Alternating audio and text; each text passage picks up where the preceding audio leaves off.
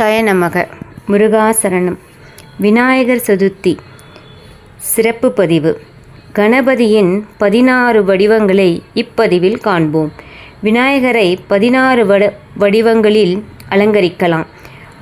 இந்த அமைப்பில் வணங்குவதால் மாறுபட்ட பலன்கள் நமக்கு கிடைக்கும். பால கணபதி மா, பலா, வாழை ஆகிய 3 பழங்களையும் கரும்பையும் தம் கரங்களில் ஏந்தி சூரியோதய காலத்துக்கு சிவப்பு வண்ண மேனியுடன் பிரகாசிக்கும் பாலகனைப் போன்ற உருவமுள்ளவர். இவரை வழிபடுவதால் தோஷங்கள் நீங்கும்.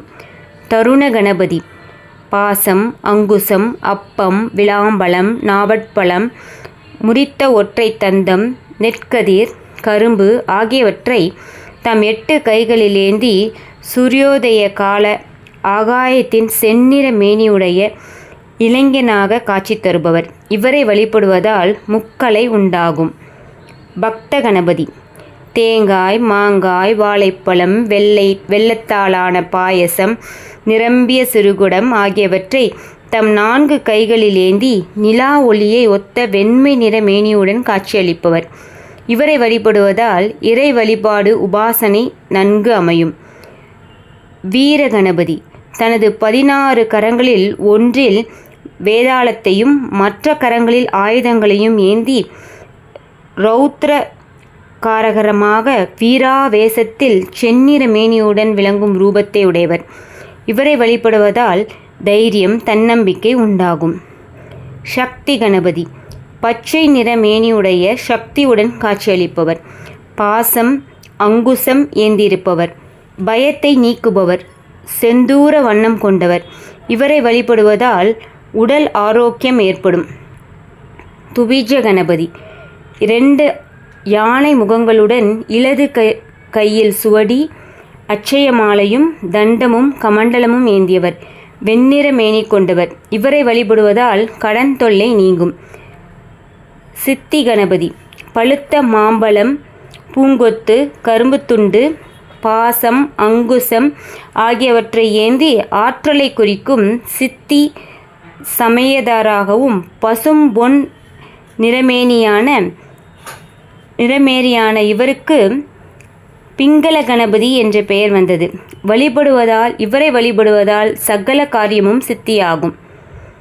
உச்சிஷ்ட கணபதி வீணை, அச்சமாலை, குவளை மலர், மாதுளப்பழம், நெற்கதிர், பாசம் ஆகியவற்றை ஏந்தியுள்ளார். கருநீர வண்ண மேனியுடைய இவரை வழிபடுவதால் வாழ்க்கை உயர்வும் பதவிகளை பெறலாம். விக்னராஜ கணபதி சங்கு, கரும்பு, வில், மலர், அம்பு, கோடாரி, பாசம், அங்குசம், சக்கரம், தந்தம், நெற்கதிர், சரம் ஆகியவற்றை தன் 12 கைகளில் ஏந்தி ஸ்வர்ண நிற மேனியுடன் பிரகாசமாக விளங்குபவர். இவரை வழிபடுவதால் விவசாயம் விருத்தியாகும்.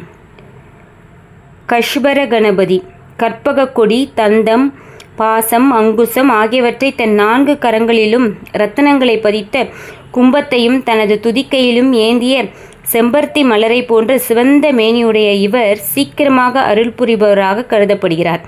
இவரை வழிபடுவதால் கல்வி விருத்தியாகும். ஹேரம்ப கணபதி அபய அஸ்தங்களுடன் பாசம், அங்குசம், தந்தம், அச்சமாலை, கோடாரி, இரும்பிலான வழக்கை, மோதகம், பழம் ஆகியவற்றை ஏந்தி 10 கைகளிலும் 5 முகங்களும் அமைந்து வெள்ளை மேனியுடன் சிம்ம வாகனத்தில் அமர்ந்து இவர் காட்சி தருகிறார். நேபாள நாட்டில் காணப்படும் இவர் திசைக்கு ஒன்றாக 4 முகங்களும் உயரே நோக்கிய 5வது முகத்துடனும் விளங்குகிறார். இவரை வழிபடுவதால் விளையாட்டு, வித்தைகள் இவற்றில் புகழ் பெறுவார்கள். லக்ஷ்மி கணபதி பச்சை கிளி, மாதுளம், பழம், பாசம், அங்குசம், கற்பக கொடி, கத்தி ஆகியவற்றை தன் 6 கைகளிலும் மாணிக்க கும்பத்தை தன் துதிக்கையிலும் ஏந்தி தன் இருபுறமும் 2 தேவிகளை அணைத்து கொண்டு வெள்ளை மேனியாய் அமர்ந்து அருள் புரிபவர். இவரை வழிபடுவதால் பணம், பொருள் அபிவிருத்தியாகும்.